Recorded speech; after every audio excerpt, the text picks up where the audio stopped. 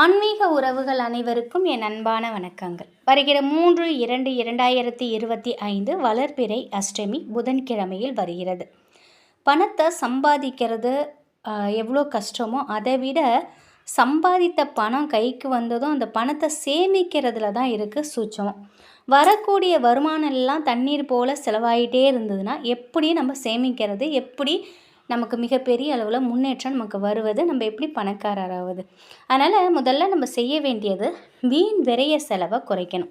அதற்கு என்னென்ன வழிமுறையெல்லாம் எல்லாம் இருக்கோ அதையெல்லாம் நம்ம பின்பற்றணும். அனாவசியமாக வருமானத்திற்கு அதிகமாக கடன் வாங்கி ஆடம்பர பொருட்களை நம்ம வாங்கக்கூடாது. அவசியமான பொருட்களை தேவைக்கேற்ப வாங்கி நம்ம வச்சுக்கணும்.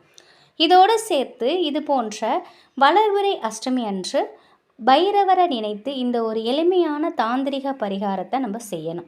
பயப்படாமல் இந்த பரிகாரத்தை செய்யலாம். நம்ம இந்த பரிகாரத்தை பைரவரை நினைத்து தான் நம்ம செய்கிறோம். அதனால் நமக்கு எந்த ஒரு பயமும் வேண்டாம்.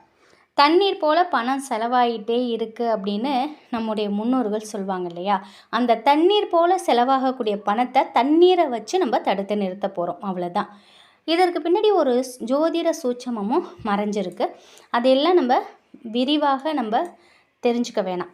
பரிகாரத்தை மட்டும் நம்ம இந்த பதிவில் நம்ம பார்த்துருவோம். ஒரு சுத்தமான ஒரு உருளி எடுத்துக்கோங்க. அதில் நல்ல தண்ணீர் ஊற்றிக்கோங்க. அதில் 2 துளசி இலைகளை முதல்ல நீங்கள் போடணும். தண்ணீரில் ஏதாவது தோஷம் இருந்தால் அது விலகிடும். அதனால் 2 துளசியை அந்த தண்ணீரில் ஃபஸ்ட்டு போடுங்க. அந்த தண்ணீரில் செவ்வரளி பூக்கள் இருக்குது பார்த்தீங்களா, அதை அந்த தண்ணியில் போட்டு மிதக்க விடணும். இந்த தண்ணீரில் செவ்வரளி பூக்களை போடும் பொழுது ஓம் பைரவாய போற்றி அப்படிங்கிற நாமத்தை நம்ம சொல்லி போடணும். அதை அப்படியே கொண்டு போய் பூஜை அறைக்கு பக்கத்தில் வச்சுருங்க. பூஜை அறையில் விளக்கேற்றி பைரவரை மனசார வேண்டிக்கோங்க. செலவு குறையணும், வருமானம் பெருகணும், சேமிப்பு இரட்டிப்பாகணும், கடன் பிரச்சனையிலிருந்து நம்ம வெளிவரணுங்கிற வேண்டுதலை வைங்க. தண்ணீர் போல் செலவாகும் பணத்தை இந்த செவ்வரளி பூ தடுத்து நிறுத்தும். உங்களால் முடிந்தால் இந்த தண்ணீரில் ஒரு சொட்டு புனுகும் நீங்கள் கரைச்சி விடலாம். செவ்வரளி பூவும் புனுகும் இது 2மே பைரவருக்கு ரொம்ப ரொம்ப உகந்தது.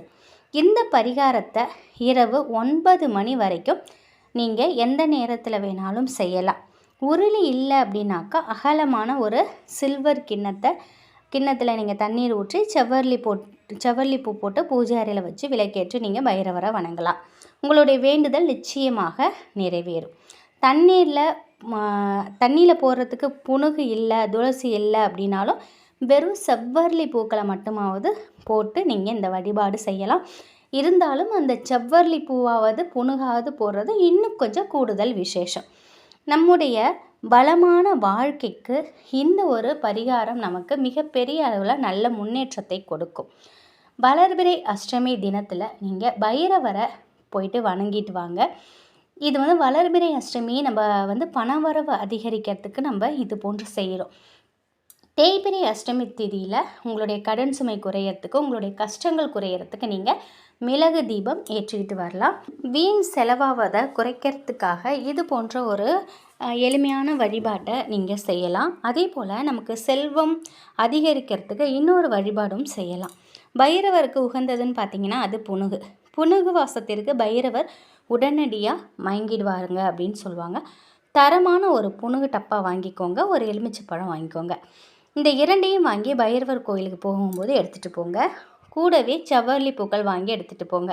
பைரவருக்கு செவ்வரளி பூக்கள் மாலையை சாற்றலாம், ரொம்ப ரொம்ப விசேஷமானது.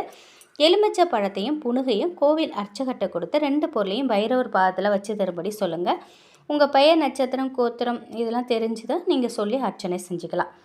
நீங்கள் கொடுத்த அந்த புனுகு எலுமிச்சை பழம் 2ஐயும் திரும்பி வீட்டுக்கு கொண்டு வந்துடுங்க. இந்த வழிபாட்டை அஷ்டமி நாளில் ராகு கால நேரத்தில் செய்வது ரொம்ப ரொம்ப சிறப்பு. கோவிலுக்கு போகும்பொழுது பைரவருக்கு நீங்கள் 2 நெய் தீபம் கூட ஏற்றலாம். அது உங்களுடைய விருப்பம். திரும்ப நீங்கள் வீட்டுக்கு வந்ததுக்கப்புறம் இந்த புனுகையும் எலுமிச்சை பழத்தையும் எடுத்துகிட்டு வந்து உங்கள் வீட்டு பூஜை அறையில் வைங்க. எலுமிச்சை பழத்தை பைரவராக நினச்சிக்கோங்க. அந்த புனுகை எடுத்து எலுமிச்சை பழத்தின் மேலே தடவணும். எலுமிச்சை பழத்தை ஒரு மஞ்சள் நிற துணியில் வச்சு நீங்கள் நிலைவாசலில் கட்டிடுங்க. 48 நாட்களுக்கு அந்த எலுமிச்சை பழம் அப்படியே இருக்கட்டும், உங்கள் வீட்டு நிலைவாசல் படியிலே இருக்கட்டும். உங்கள் வாழ்க்கையில் இருந்து வந்த அத்தனை பணம் சம்மந்தப்பட்ட கஷ்டமும் தீரும். வருமானம் சம்மந்தப்பட்ட கஷ்டமும் படிப்படியாக விலகும். வீட்டில் இருக்கக்கூடிய கடன் தானாகவே போயிடுங்க. வீட்டிற்குள்ளே வருமானம் வந்துக்கிட்டே இருக்கும். இந்த எலுமிச்சப்பழம் முடிச்ச கட்டும் பொழுது பைரவா எங்கள் வீட்டு காவல் தெய்வமாக நீங்கள் இருக்கணும் அப்படின்னு கட்டுங்க. 48 நாள் கழித்து இந்த முடிச்ச ஓடுற தண்ணியில் இல்லை ஊருக்கு ஒதுக்குப்புறமா கால்படாத இடத்துல போட்டுருங்க. வீட்டிற்குள்ளே செல்வ வளத்தை அதிகரித்துக்கிட்டே இருக்கும். இந்த ஒரு வழிபாடு பைரவர்கிட்ட நீங்கள் பிரார்த்தனை செய்யும் பொழுது எங்கள் வீட்டில் பண வரவு அதிகரிச்சுட்டே இருக்கணும் அப்படின்னு முழு நம்பிக்கையோடு வேண்டிக்கோங்க. வேண்டிக்கிட்டு இதை செய்யும் பொழுது நிச்சயம் நல்ல பலனை நம்ம பெறலாம். இது ஒரு வழிபாடு. இந்த 2ல் உங்களுக்கு எது முடியுதோ அதை கட்டாயம் அஷ்டமி நாளில் பண்ணுங்கள். புதன்கிழமையில் கட்டாயம் நீங்கள் பைரவர் கோயிலுக்கு போயிட்டு வணங்கிட்டு வந்த மாதிரி பெருமாளுக்கும் முடிஞ்சால் கோயிலுக்கு போங்க. இல்லைன்னா வீட்டில் உள்ள பெருமாளுக்கு துளசி மாலை போட்டு நீங்கள் வழிபாடு பண்ணிக்கோங்க. உங்கள் பண வரவில் நல்ல முன்னேற்றம் ஏற்படும். நிச்சயம் இந்த ஒரு தகவல் உங்களுக்கு பயனுள்ளதாக இருக்கும் அப்படின்னு நினைக்கிறேன். 2ல் கண்டிப்பாக ஏதாவது ஒரு வழிபாட்டை அஷ்டமி நாளில் பண்ணுங்கள். நன்றி.